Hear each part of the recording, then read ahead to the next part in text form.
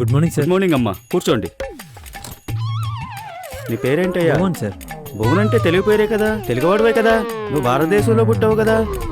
అవును సార్, భారతదేశంలోని పల్లెటూరులో పుట్టినా సార్. కదా, అట్లాంటప్పుడు గుడ్ మార్నింగ్ ఎందుకయ్యా? స్వచ్ఛమైన తెలుగులో నమస్కారం అంటే ఎంత బాగుంటుందయ్యా. Sorry sir. మళ్ళీ సారీ అంటావు. క్షమించండి అనాల. అయినా కూడా నువ్వు క్షమించేంత తప్పేం చేయలేదు. ప్రస్తుతానికి అది అంత అవసరం లేదులే. నీకు అనుమానంగా ఉంది కదూ నేను వేరే ఆఫీస్కి వచ్చినానని? అదేం లేదు, మన ఆఫీస్కే వచ్చావు.